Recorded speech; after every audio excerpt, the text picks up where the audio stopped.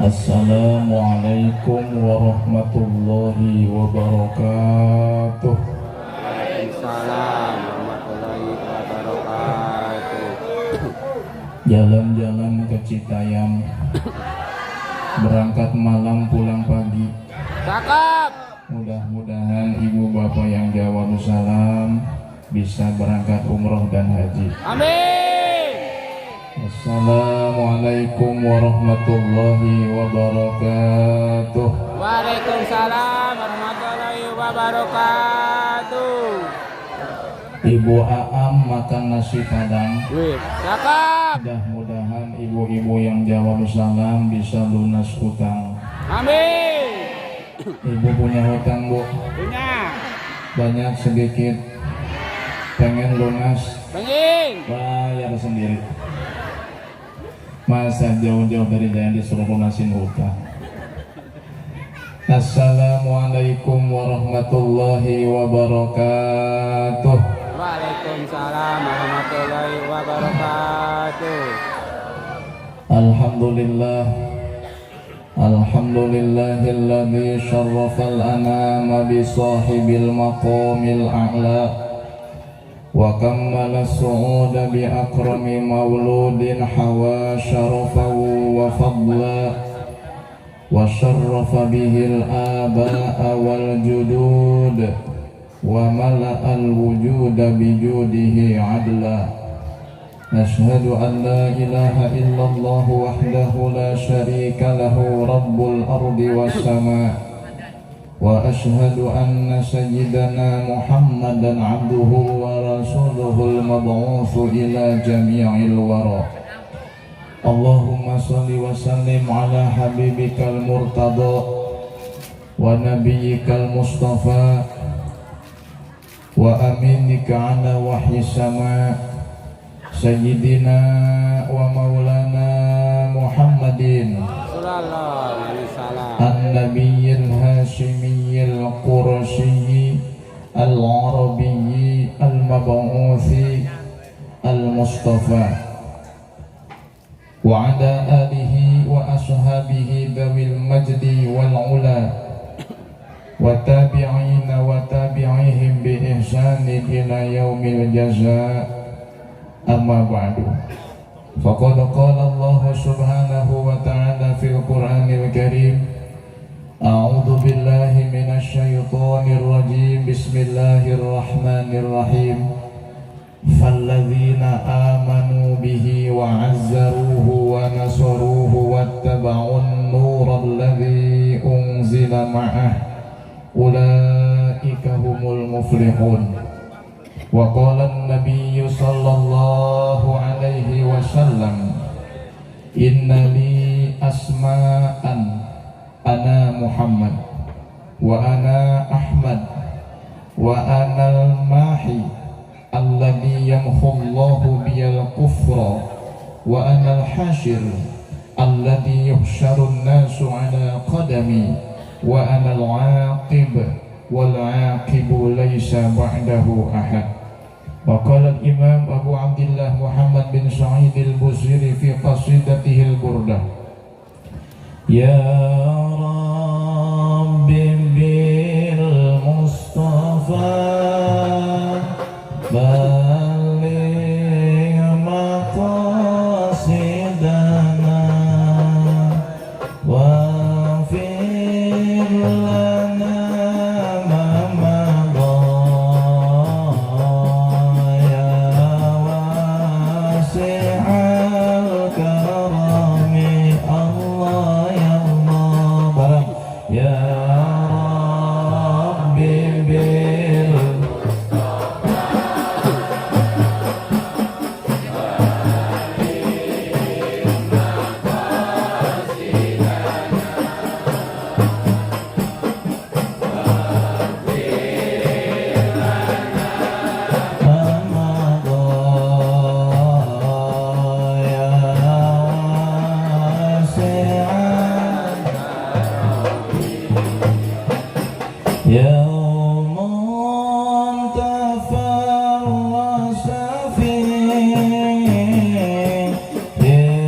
الفرس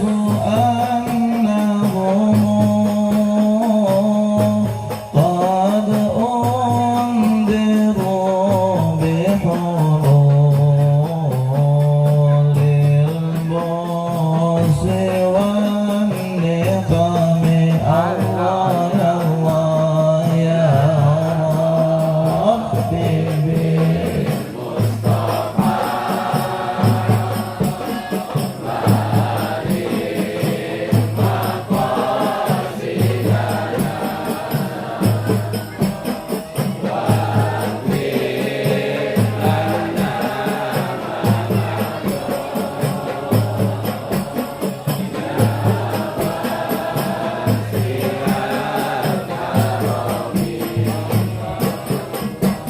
Mudah-mudahan salawat salam yang kita tunjukkan untuk baginda Rasul menjadikan wasilah Allah mengampuni dosa kita. Amin. Allah mengangkat derajat kita.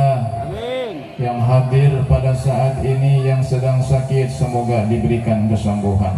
Amin. Yang belum punya istri semoga diberikan istri yang salehah. Amin. Yang belum punya suami semoga diberikan suami yang saleh. Amin. Yang belum punya keturunan semoga diberikan keturunan yang baik. Amin. Yang belum bekerja semoga diberikan pekerjaan yang halal dan barokah. Amin. Yang anaknya sedang pesantren semoga diberikan kemudahan belajar ilmu yang bermanfaat. Amin. Diberikan kita semua yang hadir di sini umur yang panjang, Amin. sehat walafiat, Amin. rezeki yang halal dan melimpah, wafat husnul khatimah, di akhirat sama-sama kita masuk surga. Amin ya rabbal hadratal mukramin wal muhtaramin. Yang saya hormati dan yang saya muliakan segenap para kiai, para tokoh masyarakat, para asatid yang hadir, yang mohon maaf tidak bisa saya sebutkan namanya satu persatu berikut dengan gelarnya, namun insya Allah tidak mengurangi rasa hormat dan takdim. Mari ibu bapak kita doakan guru-guru para asatid yang hadir pada saat ini, semoga ilmunya diberikan kemanfaatan. Amin. Allah berikan mereka panjang umur, Amin. sehat walafiat, Amin. selalu diberikan kesabaran di dalam membimbing umat, Amin. diberikan kekuatan di dalam membimbing masyarakat, dan mudah-mudahan putra-putrinya bisa melanjutkan perjuangannya di dalam menegakkan syariat Allah Subhanahu wa Ta'ala. Semoga rizkinya dilancarkan oleh Allah, mudah-mudahan ditambahkan istrinya oleh Allah, Amin. ditambahkan kesolehaannya. Amin. Loh, PRW amin, Bang. Yang dulu melotot tuh, Loh. selalu men, PRW selalu. itu, Bang. Nambah. Yang saya hormati aparatur pemerintah, dalam hal ini kepala desa yang merupakan saudara saya juga. Beliau masih ada hubungan saudara, meskipun agak jauh, kalau ditarik-tarik mah nyambung. Iya benar, nggak bohong. Ya, mudah-mudahan Bapak Lurah beserta seluruh jajarannya berikut dari RW maupun RT setempat yang hadir pada saat ini, Allah berikan kesehatan. Amin. Terutama Pak RT. Ada Pak RT? Yang mana Pak RT? Tuh, Pak, di atas. Atas tuh. Subhanallah ya. Semoga Anak Pak RT panitia. diberikan panjang umur ya, sehat walafiat. RT itu subhanallah, maaf ya, gajinya kecil, kerjaannya banyak, bahkan apapun ditanggung sama RT. Betul. Betul. Kalau ada kambing hilang yang dicari, RT. ayam tetangga hilang yang dicari, RT. warung tetangga kebobolan maling yang dicari, RT. janda pirang yang dicari. RT.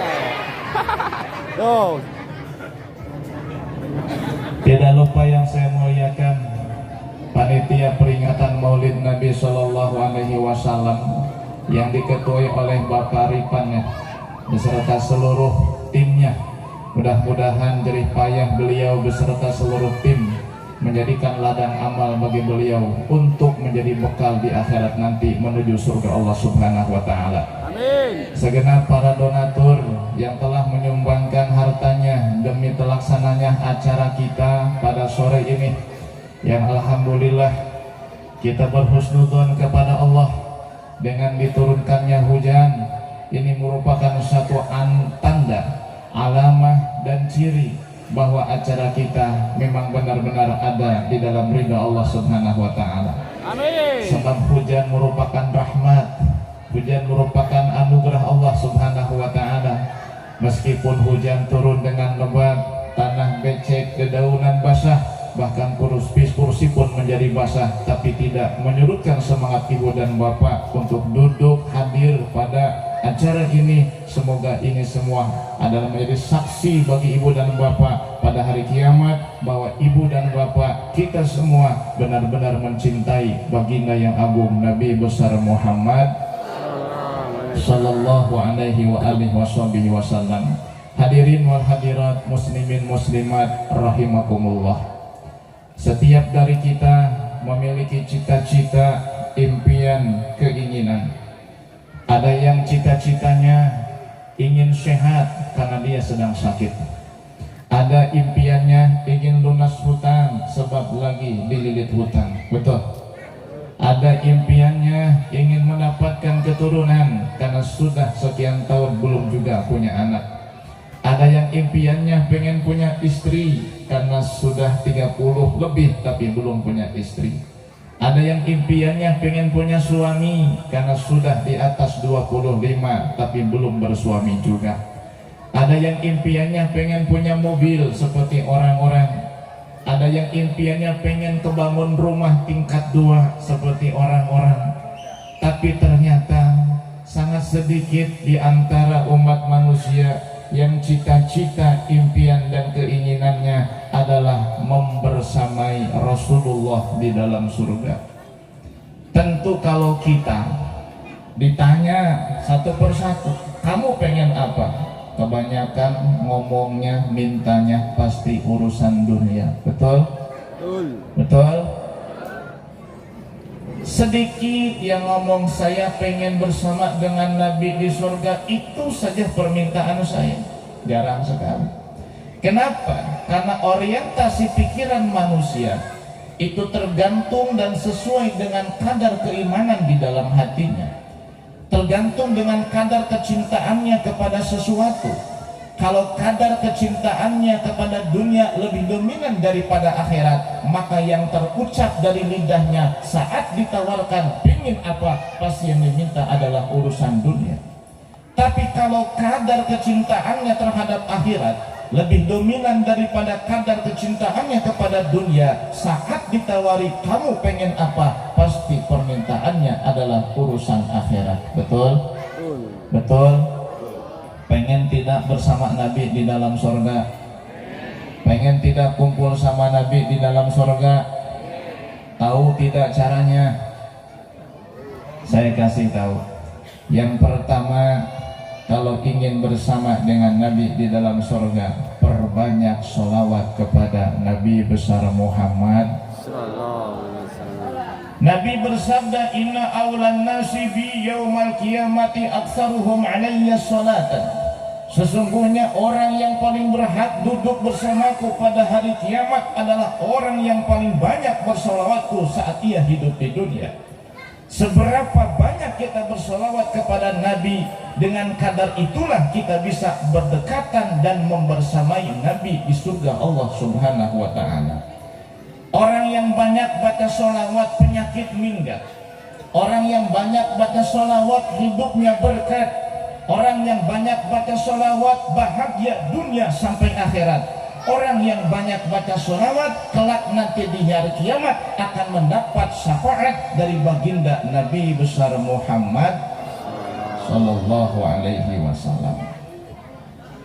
Kalau kita banyak sholawat kepada Nabi, hidup kita akan mudah, hidup kita akan terarah, hidup kita akan nyaman, tenang dan aman.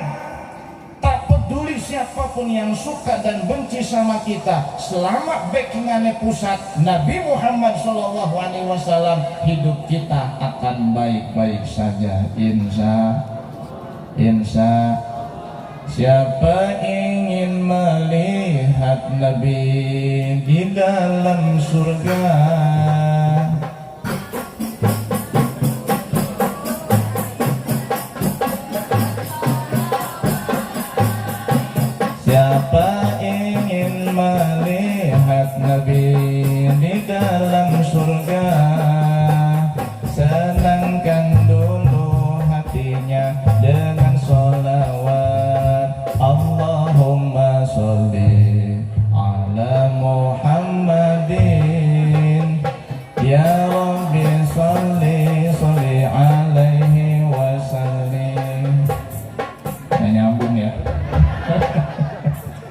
usah pakai itu lah.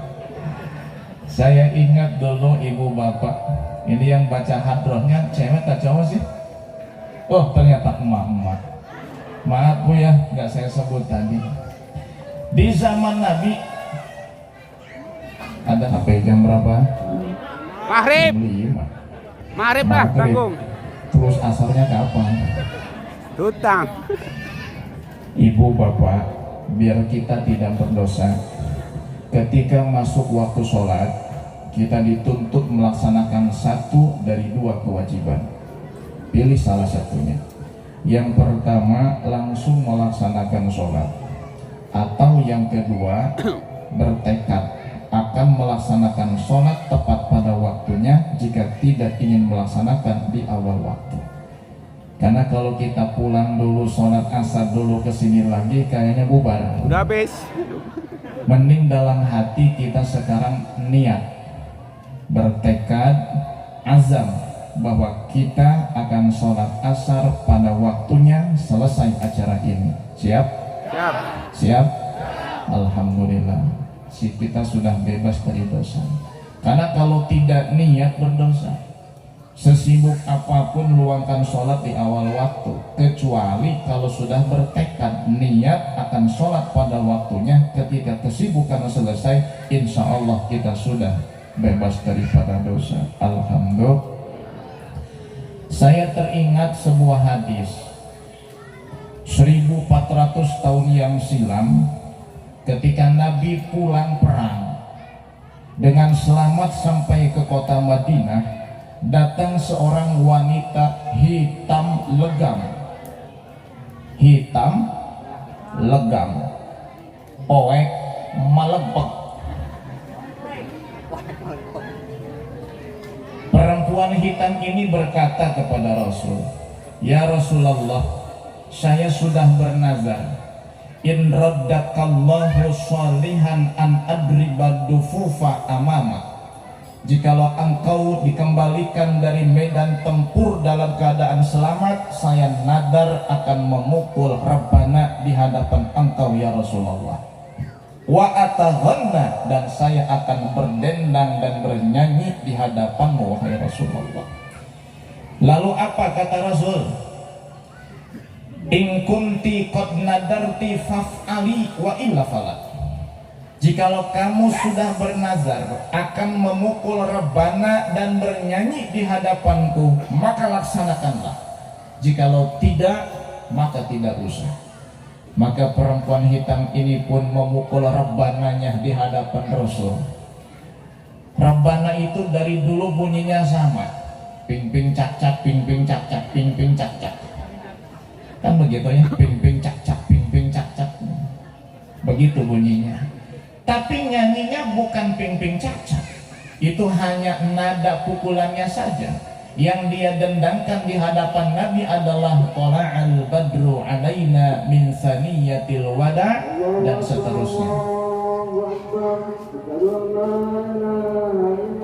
Ternyata peristiwa itu setelah 1400 tahun yang silam, sekarang 1446 Hijriah berulang kembali di kampung ini. Kita lihat ibu-ibu sekarang yang memukul rebana dan baca marhaba, mengulang sejarah ketika zaman Nabi. Yang memukul rebana adalah perempuan hitam, cuman bedanya yang hitamnya sekarang tidak ada. Saya lihat sepintas glowing semua. Padahal zaman sekarang itu jangan mudah tertipu dengan raut wajah. Wajah hitam tinggal dipoles pakai skincare kelihatan glowing, betul. Ada krim pagi, krim siang, krim sore, ada krim malam, ada es krim. Dunia itu zaman, dunia itu adalah tempat di mana seseorang mudah bersandiwara. Kalau kita ingin tahu cantik dan tidaknya wajah seorang perempuan, jangan dilihat wajahnya, tapi lihat kakinya. Kalau kakinya hitam berarti wajahnya hitam legam. Jangan ditutupin, udah kelihatan. Kaos kaki. Ibu dan bapak yang dimuliakan Allah, kalau kita ingin ingin bersama dengan Nabi di dalam surga, perbanyak baca sholawat kepadanya. Orang yang rajin baca sholawat, hidupnya akan mendapat berkat dari Allah Subhanahu wa Ta'ala yang memiliki rahmat. Kemanapun dia pergi, bersama dengan siapapun dia berada, hidup di tengah kondisi masyarakat yang bagaimanapun, kalau dia memiliki hubungan batin dengan Rasul melalui sholawat, maka insya Allah hidupnya akan selamat, tidak akan tersesat di dunia sampai akhirat. Amin ya Rabbal Alamin. Paling tidak sehari semalam baca sholawat 300 kali. Wow. Berapa kali? 300. 300 kali. Pengen nambah sedikit, tambah 500. Ini bilangan minimal. Jadi kalau di bawah 300 belum kategori orang memperbanyak baca sholawat. Minimal 300 kali baca sholawat sehari semalam setiap hari. Siap? Insyaallah. Siap? Kurang kencang. Siap? Insyaallah. Kurang kompak. Siap? Siap. Sehari 300 kali. Siap? Siap. 500 kali. Siap? Insyaallah. 1000 kali. Siap? Mencret. Siap-siap doang ya mah. Tuh, PRW siap doang. Yang kedua, kalau ingin bersama dengan Nabi di dalam surga, sayangi anak-anak yatim. Nabi bersabda, ana wa kafilul yatim fil jannati hakada. Saya bersama orang yang menyantuni anak yatim di surga bagaikan telunjuk dan jari tengah. Tidak ada pemisah di antara keduanya. Selalu berdampingan dimanapun dan bersama dengan siapapun. Nabi Shallallahu Alaihi Wasallam ketika akan pergi ke masjid melaksanakan sholat Id, Nabi melihat seorang anak yang menangis. Dihampirinya anak itu oleh Nabi. Lalu kata Nabi, "Nak, kenapa engkau menangis?" Anak itu berkata, "Paman, saya menangis karena ini hari raya. Saya tidak punya bapak. Anak-anak yang seumuran saya tidak mau bermain dengan saya karena saya orang miskin, yatim, tidak punya ayah." Lalu kata Rasul, "Kemana ayahmu wahai nak? Di mana dia meninggal dunia?" Anak yatim itu berkata, "Paman, ayah saya meninggal ketika ikut berperang bersama Rasulullah melawan orang kafir di padang Badar. Ayah saya gugur syahid di bulan suci Ramadan perang Badar mendampingi Rasul alaihi salatu wassalam." Anak yatim itu tidak tahu bahwa yang di hadapannya adalah Rasulullah. Kemudian kata Rasul, "Nak, kemana ibumu? Bukankah ayahmu yang meninggal, ibumu masih ada?" Anak kecil itu berkata, "Wahai paman, ibu saya menikah lagi dan ikut bersama dengan suami barunya. Saya hidup sebatang kara, wajar saya menangis. Ini hari bahagia bagi mereka yang punya bapak dan ibu. Saya sudah tidak punya siapa-siapa, lantas kepada siapa saya harus mengadu?" Rasul Shallallahu Alaihi Wasallam kemudian meneteskan air mata. Rasul ingat bahwa Rasul pun lahir dalam keadaan yatim. Usia kandungan 2 bulan ayahnya Rasul yang bernama Abdullah wafat meninggal dunia.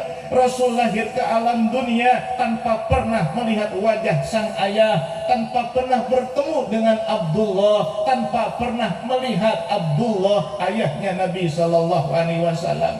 Bahkan di usia 6 tahun ia harus ditinggalkan oleh ibunya Aminah radhiyallahu anha. Umur 8 tahun kakeknya meninggal dunia, hingga Nabi Muhammad dibesarkan oleh pamannya yang bernama Abu Thalib hingga dinikahkan di usia 25 tahun dengan Khadijah binti Khuwailid.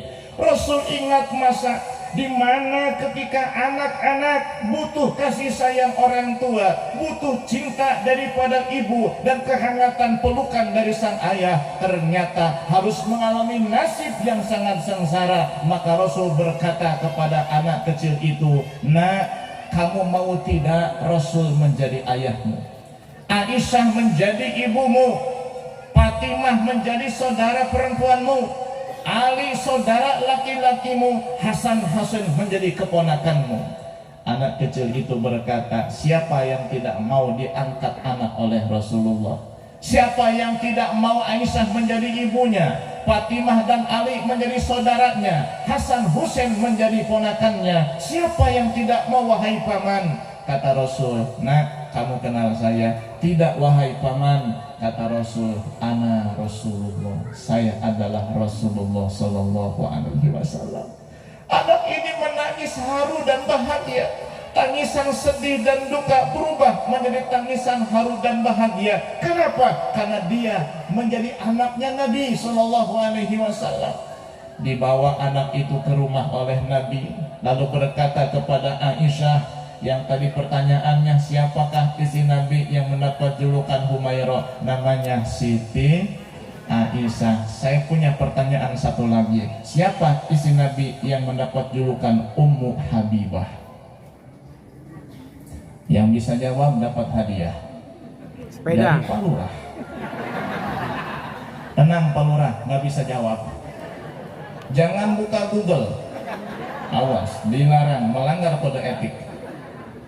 Ada yang tahu? Siapa? Bukan. Aman Pak Lurah. Anak yatim ini kemudian diberikan baju baru oleh Rasulullah. Lalu Rasul memanggil Hasan dan Husain. Hasan, Husain, kemari nak, ajak pamanmu bermain nak. Dia seusiamu nak, jangan biarkan dia bersedih nak. Ayahnya sudah tidak ada, kasihan nak, ajak main bersama teman-teman yang lain. Anak itu kemudian bermain dengan pede. Kenapa? Dia bangga punya ayah baru, Rasulullah Sallallahu Alaihi Wasallam. Makanya saya nitip sama ibu-ibu yang maaf suaminya sudah meninggal, anaknya masih kecil. Berarti dia punya yatim. Kalau ada laki-laki yang melamar ibu, tanya, Mas, kamu siap menikah dengan saya? Siap. Kamu siap merawat anak-anak yatim saya? Kalau dia berkata, saya rela menikah dengan kamu dan saya siap merawat anak-anakmu, maka terima lamarannya. Tapi kalau dia bilang, enak saja, anak siapa, gua yang urus, jangan diterima bu. Sebab laki-laki kayak begitu biasanya habis manis sepah dibuang.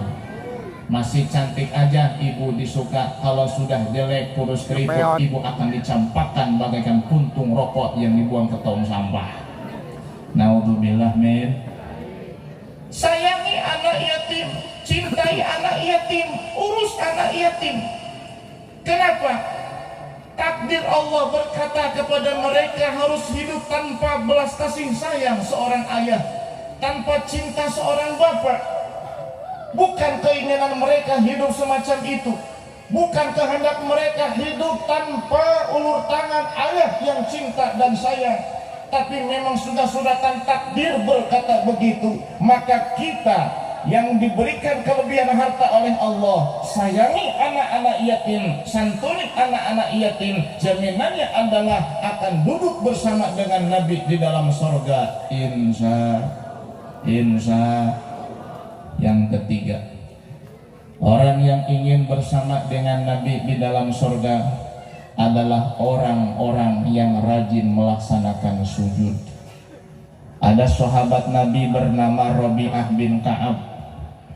Ia mendedikasikan hidupnya untuk melayani Rasulullah. Siang malam ia layani Rasulullah. Di malam hari ketika Rasul bangun membutuhkan air untuk wudhu atau mandi atau bersuci, maka dia dengan sigap menyiapkan air tersebut tanpa dipinta oleh Nabi. Suatu malam Nabi memanggil Rabi'ah bin Ka'ab al-Aslami. Kata Nabi Sallallahu Alaihi Wasallam, salni wahai Rabi'ah bin Ka'ab, mintalah kepadaku. Rabi'ah bin Ka'ab ditawari oleh Nabi Sallallahu Alaihi Wasallam, kamu pengen apa? Minta apa? Saya akan doakan langsung kepada Allah. Doa Nabi tembus langit, doa Nabi langsung sampai kepada Allah. Kesempatan emas bagi Rabi'ah bin Ka'ab minta kepada Allah melalui Rasul Sallallahu Alaihi Wasallam. Apa yang diminta oleh Rabi'ah bin Ka'ab? Ia tidak meminta harta. Ia tidak meminta tahta dan jabatan. Ia tidak meminta wanita dan keturunan. Yang dipinta oleh Rabi'ah bin Ka'ab hanya satu, as'aluka murafaqataka fil jannah. Aku ingin bersama denganmu wahai Rasulullah di dalam surga. Subhanallah. Kata Rasul, kalau kamu ingin bersama denganku di dalam surga, fa'inni ala nafsika bi kasrati sujud, perbanyaklah melaksanakan sujud. Sujud yang dimaksud di dalam hadis ini kata para ulama adalah dengan memperbanyak ibadah sholat sunnah. Sebab sujud ada di dalam sholat. Sujud jika diperbanyak berarti jumlah rakaatnya harus banyak. Jumlah rakaat sholat yang bisa diperbanyak hanyalah sholat sunnah. Kalau sholat fardu sudah final, tidak bisa kurang dan tidak bisa ditambah. Meskipun ibu bapak bangun jam 3 malam, habis mandi, seger, kemudian ingin sholat subuh nambah jadi 8, maaf tidak boleh. Pulang kerja capek, jam 5 sampai rumah, keringat bercucuran, badan letih, tenaga habis, pikiran mumet, mata merah, lidah keluh dan kering, pengen sholat asar, berat, ya Allah korting atuh 2 rakaat saja, nggak boleh. Sholat fardu sudah final, asar, duhur, maghrib, isya, subuh sudah final, tidak boleh dikurang, tidak boleh ditambah. Sehari semalam hanya 5 kali, jangan jadi 6, jangan jadi 7. Yang bisa ditambah adalah sholat sunnah.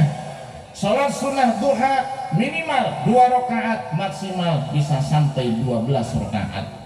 Sholat sunnah witir minimal 1 rakaat, tambah maksimal 11 rakaat. Sholat awabin ba'dal maghrib minimal 2 rakaat, maksimal 20 rakaat. Salat sunnah tarawih 20 rakaat, 2 rakaat boleh-boleh saja, sah dan boleh mendapatkan pahala juga. Makanya banyak yang sholat tarawihnya cuma 2 rakaat doang, pulang ke rumah. Alasannya yang penting dapat pahala sholat tarawih. Betul? Betul? Apalagi sholat sunnah mutlak. Sholat sunnah mutlak itu rakaatnya bebas, waktunya pun bebas. Pagi boleh, siang silahkan, malam mangga, sholat sunnah mutlak. Cicit Nabi yang bernama Ali Zainal Abidin sehari semalam melakukan sholat sunnah mutlak 1000 rakaat. Ada yang pernah sholat 1000 rakaat? Mencret. Gak mungkin kayaknya kelas kita sholat 1000 rakaat, orang tarawih 20 rakaat banyak yang meninggalkan, betul? Alasannya waduh terusin aja lah, lagi sakit lutut. Yang satu waduh lagi sakit pinggang. Yang satu terusin aja lah, capek baru pulang kerja. Akhirnya yang sholat tarawih cuman sebaris. Apalagi 1000 rakaat. Padahal kalau ingin bersama dengan Nabi di dalam surga, perbanyaklah melaksanakan sholat sunnah. Nah kelas kita mah orang awam, sholat sunnah perbanyak setelah sholat fardunya dilaksanakan. Jangan sampai ada umat Islam yang kolom agama di KTP-nya beragama Islam, ikrarnya beragama Islam, tapi tidak sholat. Na'udzubillah min. Apa bedanya manusia dengan monyet kalau tidak sholat? Betul? Betul? Kalau ibu punya suami kagak sholat, berarti ibu tiap malam tidur sama. Kalau bapak punya istri kagak sholat, berarti tiap malam bapak naikin. Suami istri tidak sholat, berarti itu keluarga. Makanya kalau masuk waktu sholat, pegang kepala, pegang pantat. Di kepala ada tanduknya enggak? Pantat ada ekornya enggak? Berarti manusia sholat. Kalau di kepala ada tanduknya, jangan sholat, kebo. Kalau di pantat ada ekornya, jangan sholat, berarti monyet. Ya Allah, sholat itu modal. Sedekah, zakat, puasa, haji, umroh, itu tidak ada artinya kalau tidak sholat. Sholat itu modal utama untuk seluruh amal kita diterima. In shaluhat shaluha sairul jasad, shaluha sairul amal. Kalau sholatnya baik, amal semuanya baik. Wa in fasadat fasada sairul amal. Kalau sholatnya buruk, buruk semua amal ibadahnya. Meskipun tukang sedekah, kalau tidak sholat, habis semua pahala sedekahnya. Nauzubillah min. Meskipun kita belum jadi orang baik, sholat mah jangan ditinggal. Meskipun kita belum jadi orang soleh, sholat jangan ditinggal. Meskipun kerjaannya maling ayam, sholat mah jangan ditinggal. Ada di Serang tukang nyolong ayam tapi rajin sholat. Bahkan kadang-kadang yang mukul beduk adzan dia, tapi suka nyolong ayam. Ditanya sama temannya, bro, lu gimana sih? Sholat rajin, nyolong ayam jalan. Kata dia, nyolong ayam mah pekerjaan, sholat mah kewajiban. Benar apa benar? Makanya zaman sekarang juga nggak asing, sholat jalan, selot jalan. Ada yang masih main selot di sini? Tidak ada di sini mah. Tidak ada di sini mah. Sekarang tidak ada. Bubar acara, lanjut main selotnya. Gak ada ceritanya orang kaya gara-gara main judi. Gak ada ceritanya orang sukses gara-gara ngundi nasib. Pengen punya duit, pengen kaya, ikhtiar, sambung doa, tambah tawakal, kelar hidup beres. Yang makin kaya dalam perjudian hanya bandar judinya, betul? Apalagi gitu selot, ada programmernya, ada yang ngaturnya, ada yang nyetingnya. Ngapain kita terjebak dalam dunia hitam semacam itu, betul?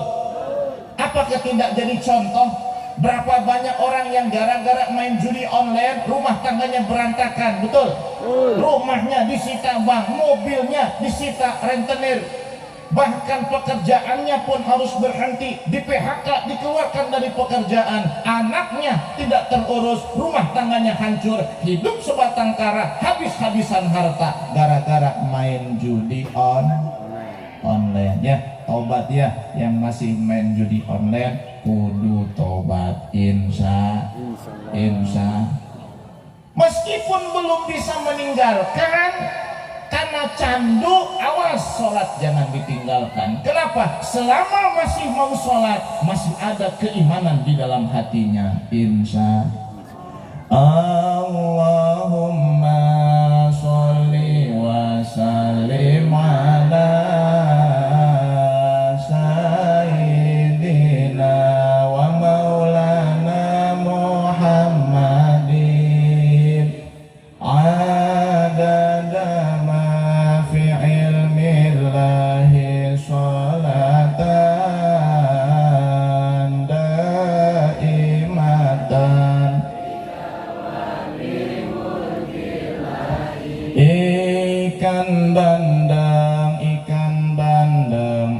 ikan sepat, percuma ganteng kalau tidak sholat. Allahumma sholli wa sallim ala sayyidina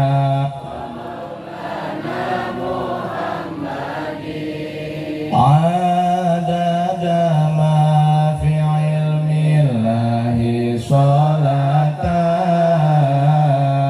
daimatan ikan betik ada 4, percuma cantik kalau tidak sholat. Allahumma sholli wa sallim ala sayyidina wa maulana Muhammadin adada ma sholatan daimatan.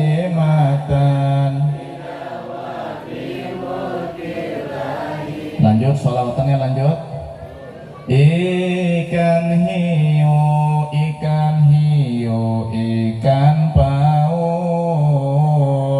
ikan teri, itulah nama-nama ikan. Allahumma sholli wa sallim ala sayyidina Muhammadin adada ma fi ilmillahi sholatan daimatan.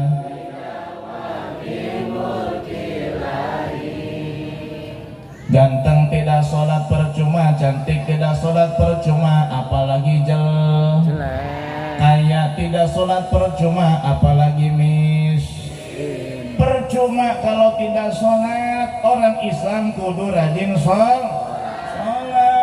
As-sholatu imaduddin. Sholat adalah tiang agama. Kalau tiangnya saja sudah tidak ada, bagaimana bangunan itu bisa menjadi kokoh dan kuat? Betul? Betul?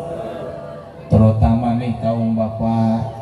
Pak, mana kaum bapak nih? Lemes amat. Orang kopi apa? Orang kopi? Panitia kopi, panitia. Kalau masih ada.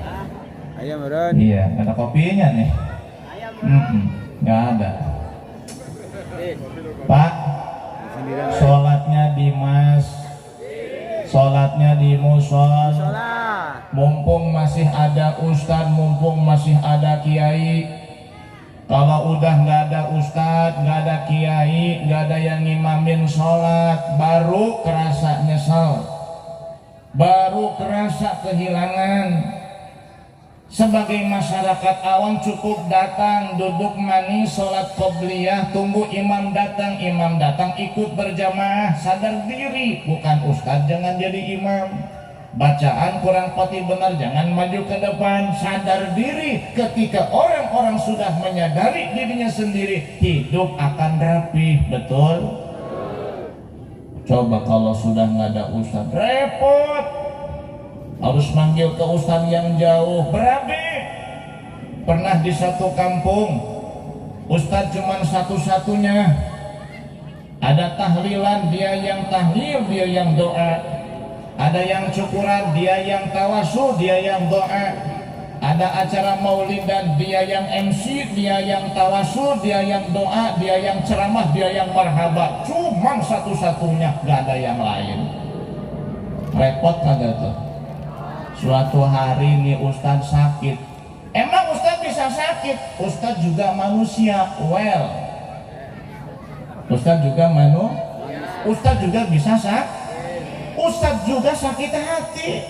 Karena ustadz itu manusia, punya mata, punya hati. Aya beungan ustadz ge sarua bae. Ceritanya ustadznya sakit. Sakitnya sakit diare, mencret. Jamaah maghrib sudah pada kumpul, ustadz belum datang. Ditunggu setengah jam belum datang juga. Di bel sama Pak RT. Mana Pak RT? Oh, di bel sama Pak RT. Assalamualaikum. Waalaikumsalam. Ustadz Ripan ada? Yang angkat istrinya? Ada. Ditunggu di masjid, jamaah udah pada kumpul. Waduh, kata istrinya, kayaknya nggak bisa ke masjid. Kalau kenapa? Mencret dari jam 6 sampai setengah 7 100 kali buang hajat. Namanya cerita. Akhirnya ya udah kalau begitu kata Pak RT, ditutup telepon. Akhirnya RT maju ke depan. Dikirain mau jadi imam, pengumuman. Kata Pak RT, hadirin sekalian yang dimuliakan Allah Subhanahu wa Ta'ala, saya sudah mengkonfirmasi kepada istri Ustadz Ripan bahwa beliau yang bersangkutan tidak bisa hadir mengimami sholat maghrib berjamaah karena lagi mencret. Waduh. Dihimbau kepada hadirin sekalian, sholat maghrib di rumah masing-masing. Ya Allah, sholat maghrib di rumah masing-masing. Bubar sholat maghrib. Besok paginya udah agak mendingan tuh Ustaz. Alhamdulillah. Pas maghrib kayak begini cuacanya, mendung hujan. Takut kejadian kayak kemarin, belum total sembuh, maksain Ustaz ke musola, ke masjid. Pas sampai di tempat sholat, jangankan manusia, lampu pun belum menyala. Kata Ustaz Rifan, waduh kalau gini gua nggak ke masjid, gua belum sembuh total, ngabelain ke sini. Udah sarung ini kotor, baju basah, dah pulang lagi aja dah. Pas mau pulang ada anak pang 5 orang. Kata anak pang, Ustaz mau kemana? Mau pulang. Loh kok nggak sholat maghrib? Nggak ada orang. Kata anak pang, emang kami bukan orang? Ya orang sih, emang mau sholat gitu. Kata anak pang, weh Tat jangan belagu, kami juga mau sholat, kami mau insaf lah sekarang mah. Akhirnya anak pang ikut sholat. Kata anak pang, Pak Ustaz jangan dulu takbir. Loh kenapa? Sholat itu gimana caranya? Karena kami seumur-umur baru ini masuk masjid, karena hujan aja kita berteduh di sini. Ketimbang pulang kita ke rumah gak sholat, lah sekali-kali mah pengalaman pengen sholat. Ngomongnya pengalaman. Kata Pak Ustadz, lantaran perutnya masih agak-agak mules, kalau diajarin sholat berabe urusannya lama. Akhirnya kata Pak Ustadz Rifan, ya sudah gini aja, pokoknya kamu ikutin saya, titik. Gitu doang, ya udah gitu aja, nggak usah repot-repot, kamu ikutin saya, titik. Sagede kebo. Akhirnya Pak Ustadz Rifan takbir, Allahu Akbar. Preman yang 5 anak pang takbir, ada yang antingnya di kuping, di mata, macam-macam anak pang. Ada yang rambutnya ngacung, masya Allah, anak pang yang 5 takbir, Allahu Akbar. Kan sholat maghrib mah bacaannya keras. Ketika Ustadz Irfan baca surat Fatihah dengan nada yang merdu, Bismillahirrahmanirrahim, anak pang yang 5 ikutin keras baca Bismillah. Wong salah sendiri ngomong ikutin saya. Kata preman semuanya Bismillahirrahmanirrahim. Waduh, kata Pak Ustadz, gimana urusannya sholat maghrib? Ya karena sudah tanggung takbir, udah tanggung sholat, dilanjutkan sholat meskipun preman ikut baca keras bersama-sama. Ketika Pak Ustadz ruku, Allahu Akbar, ikut ruku. Ketika Pak Ustadz iktidal, sami Allahu liman hamidah, ikut iktidal. Pas Ustadz sujud, preman ikut sujud. Pas sujud, ini Pak Ustadz mulus luar biasa. Tinggal sudah ada di ujung pintu, pengen keluar, ditahar bisa kepicirit. Akhirnya Pak Ustadz lari terbirit-birit meninggalkan sholat. Boro-boro ke WC nyari kebun. Kan banyak kebun di sini ya. Benar. Nyari kebun, masuk ke kebun, tengok kanan kiri, tidak ada orang, nongkrong di situ. Hadirin hadirat yang dimuliakan Allah Subhanahu wa taala. Perbanyak sholat sunnah, sempurnakan sholat wajib. Kalau ingin bersama dengan Nabi yang dicintai oleh Allah Subhanahu wa taala. Kalau kita mengikuti Nabi, sholat sunnahnya nggak bakal bisa. Kenapa? Nabi itu kalau sholat malam kakinya bengkak. Ya kayak di sini banyak yang bengkak kakinya. Asam urat. Nabi itu bengkak kakinya karena lamanya berdiri di dalam sholat. Apa yang didoakan oleh Nabi? Apa yang dipanjatkan oleh Nabi di dalam sholatnya? Yang dipanjatkan doa kepada Allah adalah umatnya. Sayyidah Aisyah tertawa terbahak-bahak saat didoakan oleh Nabi, Allahumma gfirlaha, ya Allah ampuni Aisyah. Tertawa terbahak-bahak Aisyah, dia yang gembira karena didoakan oleh Rasulullah. Kata Rasulullah, wahai Aisyah, kamu senang saya doakan? Senang ya Rasul. Kamu gembira? Gembira ya Rasul.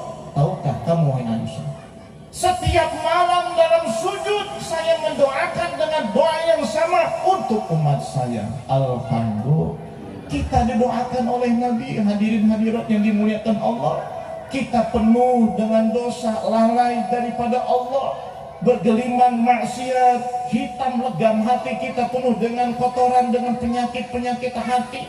Kita di malam hari tidur, di siang hari lupa kepada Allah, tapi ternyata Rasul mendoakan kita, Rasul menangisi kita, Rasul memunajatkan dalam doanya untuk kemaslahatan kita. Maka apa salahnya setahun sekali kita peringati hari lahirnya? Kalau mungkin di tengah-tengah kita kadang memperingati hari lahir anaknya sampai habis puluhan juta, diundang tetangga, keluarga, sanak dan kerabat, hanya untuk memperingati hari lahir sang anak, yang anak itu belum tentu membanggakan orang tuanya kelak nanti. Bagaimana dengan Rasul yang sudah teramat sayang kepada kita, yang begitu sangat besar jasanya atas kita? Apakah kita memperingati kelahiran Rasul satu kesalahan? Tidak sama sekali. Bahkan harta yang kita keluarkan demi memperingati kelahiran Rasul, jangankan 10, 20, bahkan miliaran rupiah pun, itu pasti dianggap sedikit dibandingkan dengan jasa Rasul yang telah beliau korbankan dan perjuangkan untuk kita semua. Betul? Di kadang-kadang di sebagian kampung, bukan di sini ya, di Amerika di sana, di kadang-kadang diminta sumbangan maulid 10.000 setahun gak lunas. Nauzubillah min, nauzubillah min.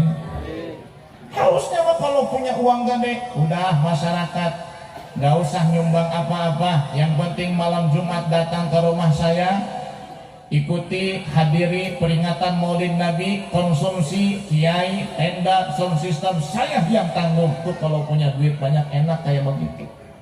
Saya ceramah di Kampung Keroncong, daerah Tangerang.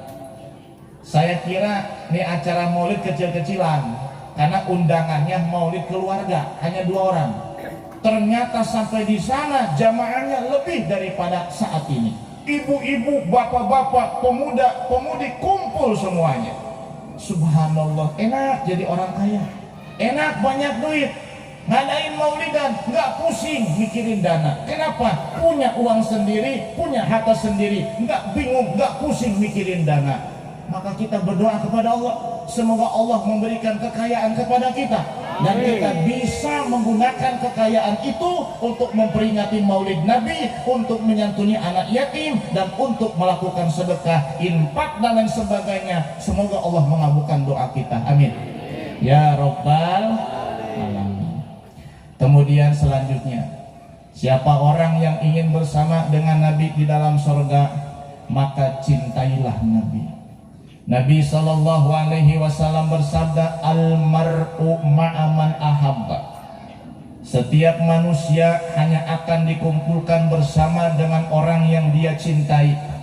Kalau ia cinta kepada artis, ia akan bersama dengan mereka di hari kiamat nanti.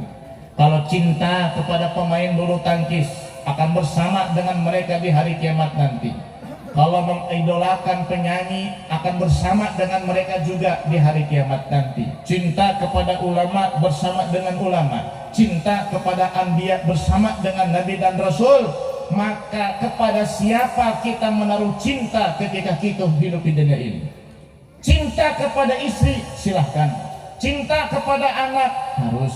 Cinta kepada orang tua, wajib. Cinta kepada diri sendiri, boleh. Tapi awas, jangan sampai kecintaan kita kepada diri kita, kepada istri, anak, keluarga, dan orang tua mengalahkan cinta kita kepada Nabi SAW. Sebab Nabi pernah bersabda, la yu'minu ahadukum hatta akuna ahabba ilaihi min malihi wa nafsihi wa waladihi wa walidihi wa nasi ajmain. Tidaklah sempurna keimanan salah seorang di antara kamu sehingga ia lebih mencintaiku ketimbang dirinya sendiri, hartanya sendiri, anak, istri, orang tuanya sendiri, dan seluruh manusia. Jangan sampai kecintaan kita kepada mereka mengalahkan kecintaan kepada baginda Nabi besar Muhammad Sallallahu Alaihi Wasallam. Terus bagaimana supaya kita cinta kepada Nabi? Pepatah lama mengatakan, tak kenal maka tak sayang maka tak cinta. Kalau hati sudah cinta, tai kucing terasa coklat. Benar nggak? Maksudnya apa? Bukan tai kucing dijilat kerasa coklat, bukan. Artinya orang yang sudah cinta kepada sesuatu, segala apapun yang dilakukan dan muncul dari yang dia cintai akan dianggap baik semuanya. Betul? Kita lihat fenomena dalam kehidupan akhir zaman. Ketika anak berbuat salah di sekolah, dihukum oleh guru, diomelin oleh pihak sekolah, sampailah berita itu kepada orang tuanya. Tidak sedikit orang tua yang bukan menyalahkan anak tapi menyalahkan pihak sekolah. Padahal anaknya salah, anaknya berbuat pelanggaran, melakukan sanksi, tapi ternyata orang tua tidak menyalahkan anak, malah menyalahkan guru dan pihak sekolah. Kenapa? Terlampau cinta kepada anak. Betul tidak? Padahal itu tidak benar, Pak. Tapi memang seperti itulah fenomena yang ada. Maksud daripada ungkapan ini adalah kalau kita cinta kepada Nabi Muhammad SAW, maka segala apapun yang berkaitan dengan Rasulullah akan kita cintai juga. Entah itu istrinya, entah itu pamannya, entah itu leluhurnya, entah itu pakaiannya, entah itu perilakunya, ucapannya, sunnahnya, ajarannya, akan kita cintai. Kenapa? Karena kita cinta kepada sosok yang mulia, Nabi besar Muhammad Sallallahu Alaihi Wasallam. Salah satu hal yang harus kita teladani dari Rasul adalah ketawaduannya Rasulullah. Rasulullah itu sosok manusia yang sangat rendah hati. Jangan dibayangkan Rasul itu Nabi di rumah itu cuma duduk manis begini. Pengen makan, Aisyah, lapar pengen makan. Enggak begitu. Kalau Rasul bajunya kotor jangan dibayangkan, Khadijah bajuku kotor, kau cuci. Tidak seperti itu. Jangan pernah dibayangkan Rasul kalau pakai sendal, sendalnya pegat, Rasul panggil sahabat atau istrinya, kamu sini tolong betulkan sendalku. Tidak begitu. Rasul tidak jarang kalau makan bikin sendiri. Tidak jarang kalau sendalnya copot, pegat, disambung sendiri, dijahit sendiri. Tidak jarang Rasul Sallallahu Alaihi Wasallam ketika Aisyah tidak masak, Rasul milih untuk berpuasa daripada memaki istrinya. Kenapa kamu tidak masak? Ini akhlak Rasulullah. Bahkan Rasul itu di rumah sering menyapu rumah sendiri, membantu pekerjaan istri di rumah. Tapi jangan sampai ada suami yang seumur-umur berumah tangga nggak pernah pegang gagang sapu. Ada nggak tuh suami siapa? Enggak, insya Allah suami etanya baik, istrinya baik, insya Allah. Jangan kayak begitu, Pak. Siapalah kita dibanding Rasulullah? Meskipun tidak sempat tiap hari lah, sekali-kali hari libur pegang gagang sapu. Jangan dipegang doang, nyapuan. Sekali-kali menyuci baju sendiri, sekali-kali nyuci piring sendiri, sekali-kali juga masak sendiri, sekali-kali belanja ke pasar di laut juga sendiri. Jangan semuanya istri, Pak. Kenapa? Istri juga manusia, punya rasa, punya hati. Jangan dijadikan babu. Mereka pendamping hidupmu, bukan pembantu. Betul? Cocok ibu-ibu. Cocok. Kayak dibela sama saya. Ya Bu ya, biarin saya bikin senang ibu-ibu. Nah, balas. Iya. Kenapa? Ibu-ibu paling banyak. Kalau saya pro sama bapak-bapak, habis saya dikeroyok. Ibu dan bapak yang dimuliakan Allah Subhanahu wa Ta'ala. Rasul tawadu tidak pernah sombong, Pak. Hidup tuh jangan sombong. Kenapa? Rasul saja yang kakinya sudah pernah menginjakkan aras Allah, yang kakinya sudah menginjakkan Sidratul Muntaha, yang kakinya sudah menginjak tanah surga, itu masih tetap tidak sombong. Tawadu serendah-rendahnya. Lah kaki kita yang gak pernah nginjak surga, kaki kita yang belum pernah sampai ke langit, kenapa kau sombong? Jalan petang-petang baru punya mobil karimun juga gak sombong. Ya Allah ya Rasulullah. Apalagi punya Alphard. Ya, udah kayaknya udah jalan udah gak nginjak tanah kayak itu. Ya Allah, saya teringat betul isi ceramah almarhum dai sejuta umat almarhum Kiai Haji Zainuddin MZ. Kata beliau, Itulah tukang parkir. Tukang parkir, ibu kalau pergi ke mall, pergi ke apartemen, pergi ke tempat belanja, pergi ke tempat-tempat wisata, itu biasanya kalau tukang parkirnya atau tempat parkirnya masih manual, itu tukang parkir nggak pernah ada yang sombong. Padahal banyak mobil yang dia jaga. Alphard ada, Pajero Sport ada, Fortuner ada, mobil Lamborghini, Lexus, Innova Zenith, Land Cruiser, semuanya ada. Tapi tukang parkir tidak pernah petantang betenteng. Deh, mobil gua banyak, kagak pernah. Bahkan ketika pemilik mobil itu mengambil satu persatu lahan parkir yang tadinya penuh menjadi kosong, tukang parkir tidak pernah pusing. Mobil banyak tidak sombong, mobil habis tidak pernah pusing. Tukang Kenapa? Bukan itu jawabannya. Karena dia merasa itu titipan. Ini rasa yang harus tertanam di dalam jiwa kita. Mobil yang kita punya, jangan diyakini itu punya kita. Memang secara syariat milik kita, tapi hakikatnya titipan dari Allah. Rumah titipan dari Allah, istri titipan dari Allah, anak titipan dari Allah, kepintaran, kecerdasan, tahta, jabatan, titel pun dari Allah Subhanahu wa ta'ala, hanya dititipi sama Allah. Kalau sudah tertanam itu di dalam hati, insya Allah kita hidup nggak bakal sombong. Kenapa? Semuanya adalah titipan Allah Subhanahu wa ta'ala. Hati-hati, orang sombong biasanya akan jatuh. Orang sombong itu nggak lama akal sengsara.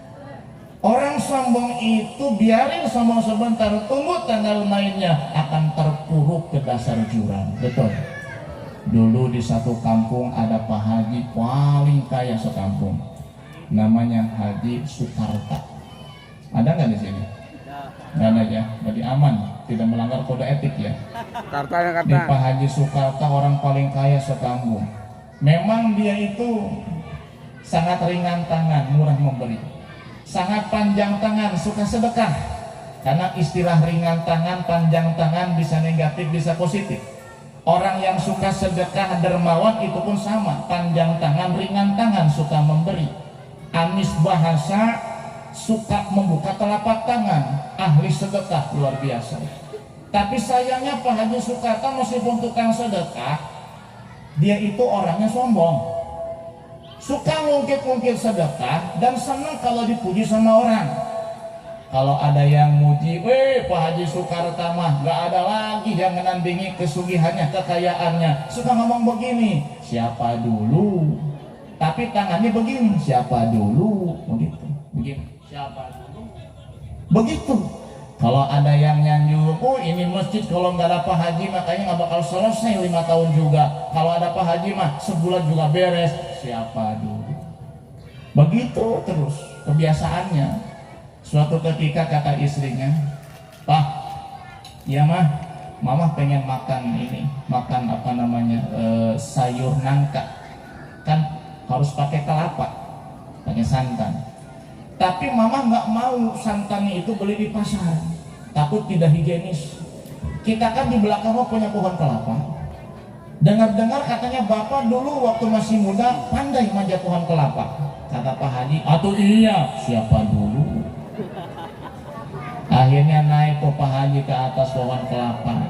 Ketika sudah sampai di atas, kata istri, Pak Haji, dia beneran hebat naik pohon kelapa. Kata Pak Haji, siapa dulu? Apa yang terjadi? Jatuh dan mati. Selesai ceritanya. Mati ke orang. Apa yang kita ambil hikmah dari cerita ini? Orang sombong akan jatuh. Makanya mumpung kita belum jatuh, Pak, kalau memang ada kesombongan dalam hati, buang jauh-jauh. Salah satu membuang kesombongan apa? Sering ikut bermasyarakat, gotong royong, hadir muludan. Orang kaya yang sombong gak bakal mau duduk di tempat ini, Pak, becek-becekan, apalagi duduk di bawah, gak bakal mau. Tapi karena kita tidak sombong, kita berani duduk di sini meskipun basah dan becek, meskipun bau keringat. Betul. Kenapa? Karena tidak ada kerjaan. Ya bukannya tidak sombong, betul. Tidak sombong. Mudah-mudahan kita semua dibebaskan dari penyakit sombong. Amin. Amin. Orang sombong itu nggak bakal pinter. Ada orang bodoh sombong nggak mau ngaji. Kadang-kadang benci sama ustadz. Masya Allah. Ada di satu kampung ibu-ibu benci sama ustadz. Benci banget. Benci sama ustadz. Kenapa? Karena ustadz suka nyinggung dia katanya. Padahal ustadz mah ibu bapak kiai ngomong itu random secara umum, tidak tertuju kepada personal, tidak, maaf. Bahkan bisa jadi ketika ustadz memberi nasihat maksudnya dirinya sendiri. Makanya ketika khotib di atas mimbar pada hari Jumat, ia sering mengatakan usikum wa nafsi bitaqwa. Aku berwasiat kepadamu dan kepada diriku agar bertakwa kepada Allah. Jadi jangan kesinggung sama ceramahnya kiai. Jangan begini, itu kiai siapa sih? Jauh-jauh dari Jayanti, ngomel-ngomel aja di sini. Jangan begitu. Bisa jadi ketika kiai ngomongin orang yang terlilit hutang, kiainya pun lagi pusing banyak hutang. Bisa jadi. Bisa jadi ketika kiai menyindir suami ibu tukang mancing, ternyata kiainya hobi mancing. Bisa jadi. Bisa jadi ketika kiai menyindir bahwa isi kadang bawel cerewet, bisa jadi isinya kiai juga cerewet. Jadi jangan sampai salah paham nih, kiai ngomongnya kemana-kemana, nyinggung perasaan orang aja. Bukan nyinggung perasaan orang, yang namanya ngasih nasihat. Siapa yang terkena, siapa yang merasa, itu yang kena. Betul tidak? Betul. Ini tanamkan nih, kalau hadir pengajian jangan kesinggung. Ulah berwitan cak orang jadi mah. Ya, ulah kasinggungan jadi jelema. Kenapa? Selama tidak menyebut nama dan personal, mungkin maksudnya adalah kepada semuanya. Betul? Ada ibu-ibu benci sama ustadz. Kenapa? Merasa disinggungi terus tiap ngaji. Kadang-kadang ustadz sebelum ngaji suka ngasih pengumuman, tapi sambil dinyanyiin sama ustadz. Ibu-ibu sekalian, hari ini pengajian, maka itu cepat datang, sebab ini kewajiban. Masya Allah. Kata ibu-ibu yang benci sama ustadz, lagi ngepel di rumah sambil gendong cucu, ngomong begini, saya juga udah tahu hari ini pengajian, tapi saya ogah datang kalau Ustadz nu magahan. Saking bencinya sama Ustadz, apa ngomong begitu? Ya Bu ya, jangan benci sama Ustadz Bu ya. Ya Pak ya, jangan benci sama ulama. Ngomongin orang biasa dosanya kecil, ngomongin ulama dosanya besar. Nauzubillah min dzalik. Yang terakhir, kalau ingin bersama dengan Nabi, orang tua. Ada seorang penjual daging bersama dengan Nabi Musa di dalam surga karena didoakan oleh ibunya dengan mengatakan Allahumma ja'alibni jalisa Musa fil jannah. Ya Allah, jadikan anakku teman Nabi Musa di dalam surga. Allah kabulkan doa sang ibu, anaknya ini seorang penjual daging tapi bisa bersama Nabi Musa di dalam surga sebab patuh, berbakti dan taat kepada orang tua. Ibu dan bapak yang dimuliakan Allah, ingin hati memeluk gunung apalah daya tangan tak sampai. Waktu sudah menunjukkan pukul jam 4 sore, sudah hampir 1 jam lebih perjumpaan kita saat ini. Semoga ada hikmahnya dan mudah-mudahan maulid yang diadakan di tempat ini menjadi saksi bahwa kita semua adalah mencintai baginda Nabi besar Muhammad Sallallahu Alaihi Wasallam, dan semoga kita bukan hanya kumpul di dunia tapi juga kita bisa kumpul bersama di dalam surga Allah Subhanahu Wa Taala. Amin ya rabbal alamin. Lebih kurangnya mohon maaf. hadanallahu wa iyyakum ajmain wallahul muwaffiq ila aqwamit thoriq. Wassalamualaikum warahmatullahi wabarakatuh. Waalaikumsalam.